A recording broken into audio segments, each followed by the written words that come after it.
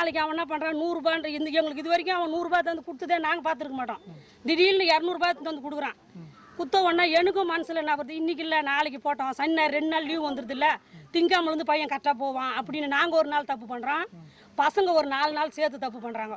ஒரு 5 வயசு பசங்கள்ல இருந்தே அங்கே வேலை கிடைக்குது. 5 வயசு பசங்கன்னா ஒரு பீடி சிகரெட் ஆன்ஸ் பார்க்கலாம் விற்கலாம். அதை விற்கிறதுனால அவங்க பழப்பு கெட்டு போகுது. ஒரு 7ஆம் கிளாஸ் படிக்கிறது இப்போ இந்த வயசு பசங்க வந்து சவுல் அள்ளி மண்ணு போடுறாங்க பார்த்தீங்களா. அவங்க மண் அள்ளி போட்டால் ஒரு லாரிக்காரங்க வந்து 500 600 வரைக்கும் கொடுக்குறாங்க. அதுக்கு லாரிக்கு ஏற்ற மாதிரி கொடுக்குறாங்க.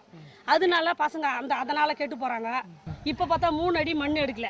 அவங்க எவ்வளோ மண் கேட்குறாங்களோ அந்த அளவுக்கு எடுக்கிறாங்க. எங்களுக்கு லாரிக்காரங்க காசு கொடுக்குறாங்கன்னு சொல்லிட்டு நாங்களே அவங்களுக்கு இப்போ துணையாக இருக்கிறாங்க. இப்போ இந்த ஊர் ஜனங்களே அவங்களுக்கு துணையாக இருக்கிறாங்க. இல்லைம்மா, நல்ல ஒரு காலத்தில் நல்ல விவசாய வேலை பார்த்து நல்லா சந்தோஷமா இருக்கீங்க. இப்போ நல்ல மழை வேலைக்கு போயிட்டீங்க. என்ன படுத்து மழை பெய்யல ஆற்றுல மண் விட்டாங்க. எங்களுக்கு ஊரில் வேலை கிடையாது. போய்க்க போகிறோம் ஆற்றுல மண் வரட்டும். இப்போ வந்து 100 ரூபாய் கிடைக்கிறதுக்காக நீங்கள் வேலை செஞ்சீங்கன்னா பின்னாடி பேத்தி பேரெல்லாம் ஒருத்தருமே வந்து சாப்பாட்டுக்கே வழி இருக்காது.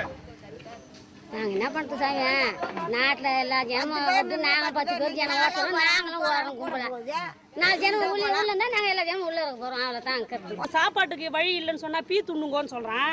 வேலை இல்லைன்னு சொன்னால் திருடுங்க போயிட்டு திருட சொல்கிறான். யார் சொன்னா? போலீஸ்காரன் தான் சொல்கிறான். எங்களை எடுத்து போய் உள்ளே வச்சுது போலீஸ்காரன் தான். ஏம்மா உங்களுக்கு 3 அடி வரைக்கும் தான் எடுப்பாங்க, அதனால் எந்த தப்பும் கிடையாது அப்படின்னு சொன்னதும் போலீஸ்காரன் தான். ஒரு நாள் ஃபுல்லாக நாங்கள் இருந்துட்டு 7 மணிக்கு மேலே தான் நாங்கள் வந்தோம். இங்கே இல்லை, எங்களை வெளியே கூட கூட்டு போங்க, நாங்கள் வீட்டுக்கு போக மாட்டோம்னு சொன்னோம். எத்தனை பேர் போனீங்க? போனோமே ஒரு 3 பஸ்ஸு போனோமே. இப்படி 80 பேர் இருக்கும். பொம்பளை ஆம்பளை அதிகமாக கலந்துக்கிந்து பொம்பளை தான். பொம்பளையும் போனோம் ஆம்பளையும் போனாங்க. 24 எவ்வளோ ஒரு 7 மணி வரைக்கும் இருந்தாங்க. இருந்ததுக்கப்புறம் எங்களுக்கு எல்லாம் அந்த அடையாளம் அது அங்கே அடையாளம் எல்லாம் எடுத்தாங்க. அதுக்கப்புறம் வந்து நீங்கள் இதுக்கு மீறலைனாக்கா உங்களை ஜாமீனில் தான் வெளியே வரணும். இப்போ வந்து உங்களை ஸ்டேஷனில் வைக்கல, சத்திரத்தில் வச்சுருக்குறாங்க. இதுக்கு மேலே நீங்கள் போய் போராடினீங்கன்னு சொன்னாக்கா நாங்கள் வேலூர் ஜெயிலு அப்படி இல்லைன்னா மத்திய சிறைச்சாலை மெட்ராஸுக்கு கூட்டின்னு போவாங்க. இதுக்கெல்லாம் சரிதானான்னு எங்களை கேட்டாங்க. அதுக்கு எங்களுக்கு என்ன தெரியும். நான் வந்து ஒரு 20 வயசு 15 வயசுலாம் அங்கெல்லாம் பாலாத்துக்கு நடபாவி உற்சவம்னு ஒரு உற்சவம் வரும். அப்போல்லாம் வரும்போது இந்த நடபாவி உற்சவம் வரும்போது ஒரு செடி கூட பார்க்க முடியாது. எல்லாம் வெறும் மணலாக தான் இருக்கும், மணலாகவே இருக்கும். இப்போ என்னன்னு கேட்டால் இதெல்லாம் பார்த்தீங்கன்னா வெறும் பள்ளமாகவும் ஒரு வேலிக்கத்தான் செடி இந்த மாதிரி 30 அடைச்சி கிடக்குதுப்பா. இது வந்து ஒரு பாலாறாவே தெரியல. நீங்கள் வந்து படம் பிடிச்சி பார்த்தாலே தெரியும்.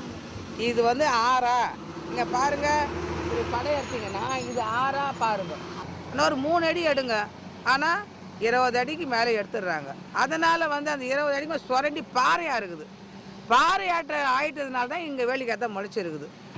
ஆனால் அரசாங்கத்தை ஏமாற்றி, அரசாங்க வருமானத்தை ஏமாற்றி இவங்க அடிக்கிற கொள்ளை தான் பெரிய கொள்ளையாக இருக்குது. அது இல்லாமல் நம்ம நாட்டினுடைய மணலை கூட வந்து தேவையில்லாமல் வெளிநாட்டுக்கு அனுப்புகிறாங்க. கர்நாடகா ஸ்டைலாம் வந்து நமக்கு தனியாக விட மாட்டேங்கிறான். அவனுக்கெல்லாம் வந்து நம்ம ஊரில் இருக்கிற செங்கல் எடுத்து அனுப்புறதுக்கு வாய்ப்பு தராங்க நம்ம கவர்மெண்ட்டில். அதே சமயத்தில் வந்து மணலும் போகுது, அதிகாரிகளுக்கு கண்ணே தெரியல. மேடான பகுதி முதல்ல எடுத்துருவாங்க. எல்லா மண்ணும் வந்து பழமே ஆக்கி காமிச்சிங்கன்னா என்ன இருக்கும், 2 அடி மண்ணு தான் தெரியும் பார்க்குறதுக்கு. மேடு இருந்தால் தானே ஒரு அடி வாரியா 2 அடி வாரிங்களான்னு தெரியும். அரசாங்கமே எந்த மட்டம் வரலும் மணல் எடுக்கலான்னு சொல்கிறாங்களோ அந்த மட்டம் வரலும் நம்ம காணிக்கலினுடைய உயரத்தையே நட்டு வைக்கலாம். இதுக்கு மேலே போனாக்கா மணல் வந்து எடுக்கக்கூடியாத கட்டத்தை கடந்து இருக்கிறோம் அப்படின்ற சூழ்நிலையை நம்ம மக்களுக்கு நேரடியாக பார்த்த உடனே புரிகிற மாதிரி பளிச்சுன்னு ஒரு விழிப்புணர்ச்சி மக்கள் மையத்தில் ஏற்படுத்தணும். அண்டை மாநிலமான கேரளத்தில் நம்மை விட அதிகமான ஆறுகள் உடைய அந்த கேரளத்தில் ஆற்று மணலை அள்ளக்கூடாது என்று தடை செய்திருக்கிறார்கள். மற்றொரு மாநிலமான கர்நாடகம் தடை செய்கிறது, ஆந்திர மாநிலத்திலும் தடை இருக்கிறது. ஆனால் தமிழ்நாட்டில் எந்த விதமான தடையும் இல்லாமல் ஆற்று மணல் பெரும் அளவுக்கு இங்கே சுரண்டப்படுகிறது, கொள்ளையடிக்கப்படுகிறது. இதன் விளைவாக தமிழக ஆறுகள் மெல்ல மெல்ல மெல்ல மெல்ல அந்த ஆறுகள் செத்து கொண்டிருக்கின்றன என்று தான் சொல்ல வேண்டும். தமிழ்நாட்டிலிருந்து மணல் எடுத்து அண்டை மாநிலங்களுக்கு அனுப்புவதற்கு தடை போட வேண்டும். ஏன் இல்லீகலாக எடுக்கிறதுக்கு அரசாங்கம் ஒத்து போகிறது காரணம் என்னென்னா, அதிகாரி யாரும் உயிரோடு திரும்பி போகிறதில்ல. குறிப்பாக சொல்லப்போனால் ஒரு வருவாய் அலுவலர் கூட இங்கே லாரி ஏற்றி சாவடிச்ச இடம் நம்ம ஊர் இல்லை, பக்கத்து கிராமம் தான். அதனால் அவங்க வந்து உயிரை பற்றிலாம் அவங்க மதிக்கத்தே கிடையாது. அதிமுக ஆட்சியில் பார்த்தீங்கன்னா தினகரன், சசிகலா அவங்க எடுத்தாங்க பாலாற்றில் அது மணல் எடுக்கும்போது. விடுதலை சிறுத்தைகளுடைய இந்த மாவட்ட செயலாளர் கோட்டீஸ்வரன் மக்களை திரட்டி போராட்டம் நடத்தும் பொழுது அதை தடுப்பதற்காக ஒரு வருடம் விசா தண்டனையை குண்டர் சட்டத்தின் கீழ் கோட்டீஸ்வரன் அடைக்கப்பட்டார். அதே போல் பார்த்தீங்கன்னா அதற்கு முன்பாக இருந்த அதிமுக ஆட்சியில் அழகு திருநாவுக்கரசு ரதிமீனா சார்பில் மணல் எடுத்தாங்க. அதை தட்டி கேட்ட மார்க்சிஸ்ட் கம்யூனிஸ்ட் கட்சியுடைய இந்த பகுதியினுடைய தலைவராக இருந்த தோழர் ராதாகிருஷ்ணன் மர்மமான முறையிலே படுகொலை செய்யப்பட்டார். ஒரு முறை இந்த மாதிரி மணல் கொள்ளையை தடுப்பதற்காக மாவட்ட ஆட்சித்தலைவர், காவல்துறை கண்காணிப்பாளர் போன்றவர்கள் சென்ற பொழுது அவர்கள் மீது தாக்குதல் நடத்துவதற்கு ஒரு கூட்டம் லாரியிலே வந்தார்கள் என்பதை நான் கண்கூடாக பார்த்திருக்கின்றேன். அதை இப்பொழுதும் இந்த பகுதியிலே ஒரு உயிர் இழப்பு போன்ற சம்பவங்களுடன் நடைபெறுகின்றன. அதே நேரத்தில் அதிகாரிகள் இந்த வன்முறையாளர்களோடு துணை போகின்ற பொழுது அவர்கள் எந்த அளவிற்கு பணம் சேர்த்து வைத்திருக்கிறார்கள் என்பதையும் கடந்த கால நிகழ்ச்சிகளிலேயும் நீங்கள் பார்த்திருப்பீர்கள். வருவாய்த்துறை அதிகாரிகளெல்லாம் லட்சக்கணக்கிலே பணத்தை சேர்த்து வைத்திருந்ததை பார்த்திருப்பீர்கள். இவரெல்லாம் சமூக விரோதிகள். இங்கிருந்த சில குண்டர்கள் செங்கல்பட்டு துணை தாசில்தாராக இருந்த ஒருவர் மணல் லாரியை தடுக்க வேண்டும் என்று அதிகாலை ஆற்றிலே சென்று தடுத்த பொழுது அந்த மணல் எடுத்த லாரியை அவர் மீது மோதி அவர் கொல்லப்பட்டார். பாலத்திலிருந்து ஒரு குறிப்பிட்ட தூரத்துக்கு மணலை எடுக்கக்கூடாதுன்னு விதி இருக்குது. ஆனால் அந்த விதி மீறப்பட்டு இருக்கிறது. பட்டவர்த்தனமாக இந்த ஆற்றை நம்ம பார்க்கும்போது தெரியும். மழைநீர் சேகரிப்புன்னு ஒரு திட்டத்தை போட்டாங்க. உண்மையான மழைநீர் சேகரிப்பு எதுன்னு கேட்டால் இந்த ஆற்று மணல் தான். இது ஒரு பேங்க் போல, எவ்வளோ தண்ணி வந்தாலும் உள்வாங்கின்னு பின்னாடி கொடுக்கும். ஆனால் இந்த ஆற்று மணலை எடுத்ததுனால மழைநீர் சேகரிப்புன்னு வெறும் கட்டாந்தாரில் போயிட்டு மழைநீர் சேகரிப்பு அமுல்படுத்திக்கின்னு இருக்காங்க.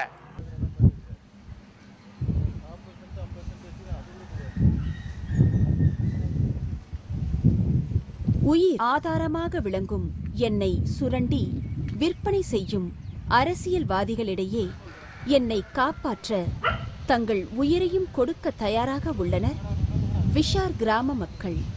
2 வருஷம் அது போர் போட்டு எங்கள் ஊரில் தண்ணியே கிடையாது, குழா தண்ணியே. இடைத்தேர்தலில் இப்போது ஒரு போர் ஒன்று அவசியம் எங்களுக்கு ஒன்று, குடி தண்ணீர் இல்லை. அதனால் ஒரு இடைத்தேர்தல் அன்பழகன்ட்டு ஒரு மந்திரி போட்டு ஊருக்குள்ளே கொண்டு வந்தார். கொண்டு வந்ததுலேருந்து பக்கத்து ஒரு வருஷத்துக்கு முன்னே பெரும்பாக்கத்தில் மணல் வாரியிருந்தாங்க. அப்பயே சுத்தமாக எல்லா போர்லையும் தண்ணி அவுட்டு. இப்போ இங்கே குடி தண்ணீர் போட்டு நாங்கள் தண்ணி குடிச்சிக்கிறோம். இப்போ டேங்க்கு பக்கத்துலேயே வாரிங்கிறாங்க மணல். நாங்கள் இதுக்கு என்ன பண்ணோம், போனோம் ஊர் ஜனம் எல்லோரும் கூடி போய் இட்டாச்சி ஒரு 6 இட்டாச்சியை ஊருக்குள்ளே கொண்டு வந்தோம். உங்கள் ஊரை எல்லைக்கு அண்ணாண்ட ஒன்றா வாரி இருக்கிறோம், உங்கள் ஊருக்குள்ளே வார மாட்டோம் அதோட சொல்லி நிப்பாட்டி வச்சுருக்கிறோம். அப்படின்னு பார்த்தா குடி தண்ணி டேங்க்கு பக்கத்துலேயே வாரிங்கிறாங்க. 3 அடி 2 அடி தான் தண்ணியே இருக்குது. அந்த 120ல் அந்த 3 அடி 2 அடி தான் தண்ணி. அது எப்போ கிடையாது, அது எப்போ விட்டு போகும் தெரியாது. நானே நல்லா பயிர் வச்சதுன்னா பம்ப் செட் இருக்குது, எல்லாம் இருக்குது. நான் இப்போ போய் மூட்டை தான் தூக்குறேன். இன்னும் மணல் அள்ளிட்டாக்கா இன்னும் அதிகமாக பஞ்சம், தண்ணிக்கு பஞ்சம் ஏற்படும், நிலத்தடி பஞ்சம் ஏற்படும் சொல்லிட்டு தான் நாங்கள் இப்போ ஊர் மக்கள் பொதுவாக எல்லாம் கூடி சேர்ந்து தான் இந்த ஆர்ப்பாட்டம் பண்ணோம். அப்படியே மண்ணாலே அன்றைக்கே நிப்பாட்டாங்க. விஷால் கிராமத்தில் விஷால் ஏரியா நாங்கள் நிப்பாட்டோம். வெற்றி தான் எங்களுக்கு. இப்போ எங்கள் ஏரியாவில் மணல் எடுக்கலை. நம்முடைய அரசாங்கம் சுருக்கமாக சொன்னோம் என்ன செய்யுதுன்னா, இந்த ஆறு அழிக்கிறதுக்கு இவங்களே ஒரு காரணமாக இருக்கிறாங்க. இந்த ஒரு ஆறு இவங்க உயிரோடு இருக்கிற ஒரு ஆறு இவங்க மணல் குவாரி அப்படின்னு சொல்கிறது கேட்குறதுக்கே ஒரு அசிங்கமான விஷயமா இருக்குது. நம்மளால் ஒரு பிடி மணலை உருவாக்க முடியுமா? இன்றைக்கி வாடுற கலைஞர் ஆகட்டும், அம்மாவாகட்டும், யாராக இருந்தாலும் ஒரு பிடி மணலை யாராலையும் செஞ்சு தர முடியாது. இது ஒரு இயற்கை நமக்கு வாய்க்கப்பட்டுள்ள ஒரு தனிப்பட்ட ஒரு விலை மதிக்க முடியாத ஒரு செல்வம். இன்னும் கொஞ்ச நாள் போச்சுனாக்கா எல்லாருமே சோத்துக்கு லாட்டரி அடிக்க போகிறாங்க பாரு. எல்லாரும் பொதுவாக சொல்கிறேன் நான் பாரு, கோதுமை கல் தான் கொண்டு போகிறாங்க, அரிசி சாப்பிடாது. நீ வேணா பாருங்க, என்னடா அப்படி சொல்கிறான்னு நினச்சிங்க, நீ இது நடக்க போதா இல்லையா பாருங்க.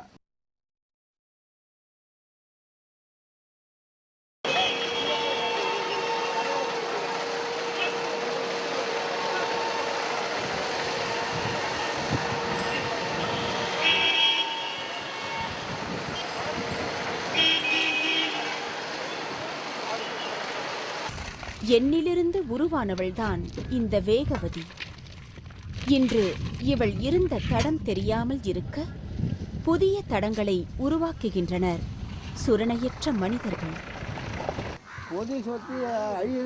இது ஃபுல்லா கரை தாங்க. இதுலேருந்து இது தென்னை மரம் கரை தான். இதுவும் கரை தான், இதுவும் கரை தான். இதுதான் ஆறு. அதான் சார், இது பூராவும் ஆறு பூராவும் ஆக்கிரமிப்பு பண்ணி பூரா அதுல இருந்து தான் பட்டா ஆத்து மணல் தான். சுத்தமான ஆத்து மணல். சுத்தமான ஆத்து மணல். தண்ணி வர சொல்லி இதெல்லாம் போற போற இருக்கும் பாருங்க. இது இப்போ நாம் நிற்பது வந்து வேகவதி ஆறு. இந்த இடத்துல இந்த ஆறு 1/2 கிலோமீட்டர் அகலத்திற்கு இருக்கிறது. இதற்கு மேலே பாலாற்றிலே இந்த ஆறு பிரிகிறது. இந்த பிரிகிற போது தாமல் ஏரியினுடைய அந்த கலங்களும் இந்த ஆற்றிலே பாய்கிறது. அதே போல் சங்கரம்பாடி என்கிற ஊரிலிருந்தும் அங்கே தான் இந்த ஆறு பிரிந்து ஏரியிலே கலங்களாகவும் ஆற்றிலிருந்து ஒரு பகுதியாகவும் பிரிந்து வருகிறது. இந்த இடத்துல தண்ணீர் ஊற்றெடுத்து இந்த கால்வாய் வழியாக பக்கத்து கிராமங்களுக்கு பாய்ந்து விவசாயம் மற்றும் பல்வேறு தேவைகளுக்கு மக்கள் பயன்படுத்தியிருக்கின்றார்கள். இந்த ஆறு வந்து நீண்ட காலமாகவும் போயிருந்தது. இந்த பரிசல் கூட கட்டி நாங்கள் சின்ன வயசில் போயிருக்கிறோம். அப்போ வந்து மீன் பிடிச்சிருது, பரிசல் இது பண்ணுறது, அதெல்லாம் விளையாட்டவே அப்போது சந்தோஷமாக நாங்கள் அப்போ ஆடி பாடி விளையாடி இருக்கிறோம் இந்த இடத்துல. இது குடிநீருக்கே பயன்பட்டுக்குது இந்த ஆறு. இது மாசுபடுறதுக்கு முக்கிய காரணமே வந்துன்னாக்கா கழிவு நீர் வந்து இதில் இணைச்சிட்டாங்க. இந்த கழிவு நீர் இணைச்சிட்டோடனே தான் இது வந்து மாசு கட்டு போச்சு கொஞ்சம் கொஞ்சமாக. அதுக்கப்புறமா சாய தண்ணிகள் வந்து கலக்க ஆரம்பிச்சிச்சு. இந்த சாய தண்ணி கலங்கன்னு ஒன்றுக்கும் உதவாத ஆகிப்போச்சு. மாடே கூட தண்ணி சாப்பிட்டுச்சுன்னா அதுக்கு வயிற்றில் புழு வச்சுட்டு அதுக்கும் வைத்தியம் பண்ணணும். சில சமயத்தில் இறக்க கூட நேரிட்டு இருக்குது. பொதார்கள் மற்ற தூர் வாராமையே காலப்போக்கில் அப்படியே விட்டுட்டாங்க அரசு.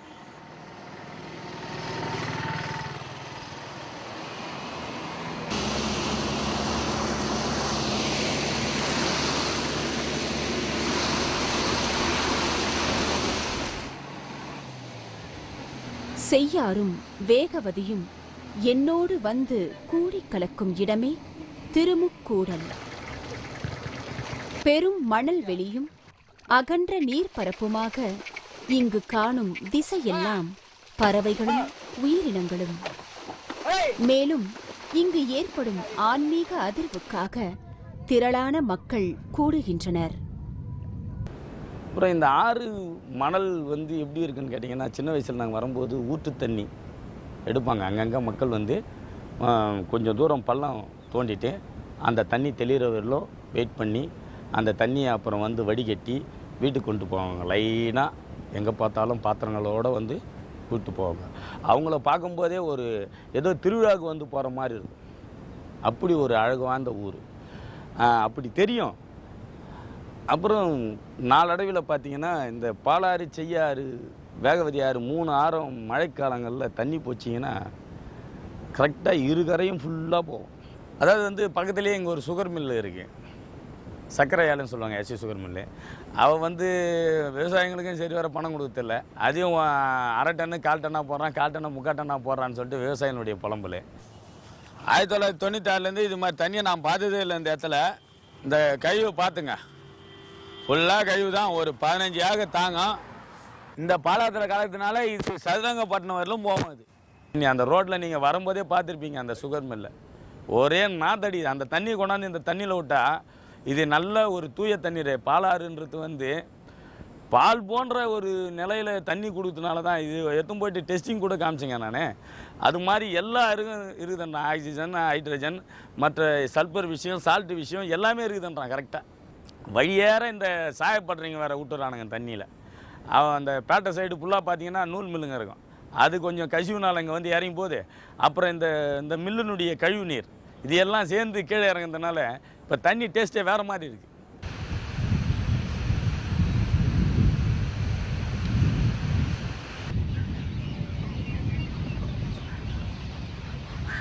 வேடந்தாங்கல். பருவ மழைக்காலங்களில் நான் ஏரிகளாகவும் குளங்களாகவும் சிறு குட்டைகளாகவும் அவதாரங்கள் எடுக்கின்றேன். பூ உலகில் சொர்க்கம் எனும்படி உலகின் பல்வகை பறவைகள் என்னை வந்து அடைவதும் இவ்விடத்திலேதான். இப்பறவைகளுக்காகவாவது என்னை வாழ விடுங்கள்.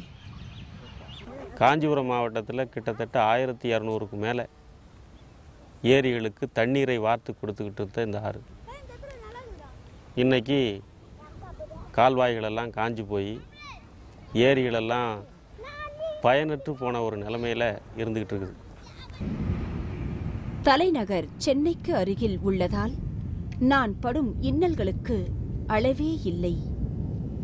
என் மேனி எங்கும் துளையிட்டு இரத்தத்தை உறிஞ்சுகிறார்கள்.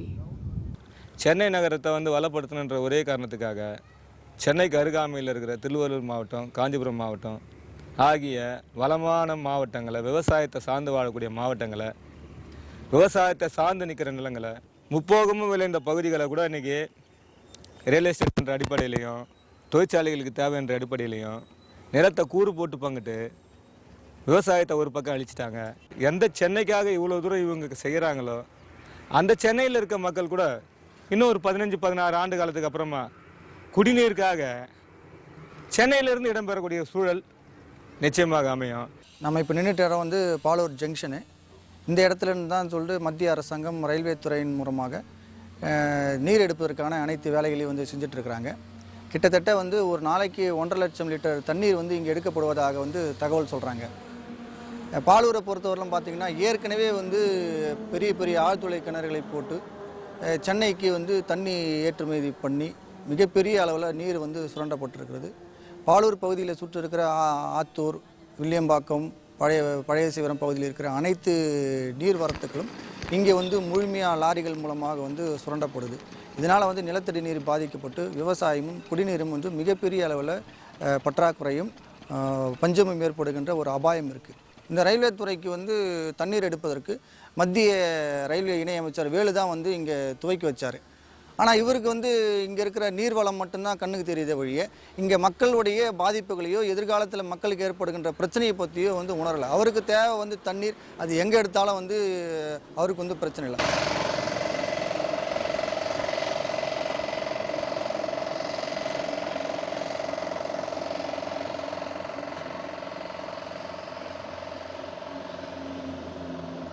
தமிழகத்திலேயே அதிக ஏரிகள் கொண்ட மாவட்டமாக செங்கல்பட்டு அமைய நானே காரணம். இன்று ஏரிகளில் தண்ணீர் இல்லை. இருக்கும் ஏரிகளையும் பெரும் ஆழ்கிணறுகள் அமைத்து என்னை உறிஞ்சுகின்றனர். சாக்கடை கழிவுகளை என்னில் விடுகின்றனர். இந்த பகுதியில் பார்த்தீங்கன்னா ஓரியன் சாராய தொழிற்சாலையிலும் பெப்சி கம்பெனிலையும் பார்த்திங்கன்னா ஏராளமான தண்ணியை உரிகிறாங்க. நாள் ஒன்றுக்கு பார்த்திங்கன்னா அவங்களோட தொழிற்சாலைக்கு பெப்சிக்கு மட்டுமே கிட்டத்தட்ட 4 லட்சம் கேலன் தண்ணீரை உறிஞ்செடுக்கிறாங்க. ஒரு புறத்தில் குடிநீர் கூல்ட்ரிங்க்ஸுக்காகவும், இன்னொரு புறத்தில் அந்த பாட்டில் வந்து ஒரு நாளைக்கு வந்து பார்த்திங்கன்னா 4 லட்சம் 5 லட்சம் பாட்டில்களை கழுவக்கூடிய அதற்கும் இந்த தண்ணீர் தான் உபயோகப்படுத்தப்படும். பாலாற்று தண்ணியை தான் நேராக பைப் போட்டு எடுக்கிறாங்க. இதுவும் இப்போ பார்க்குறத பார்த்திங்கன்னா ரொம்ப அருமையாக இருக்கும். இயற்கை காட்சியோடு சேர்ந்த ஏரி மாதிரி தான் இருக்குது.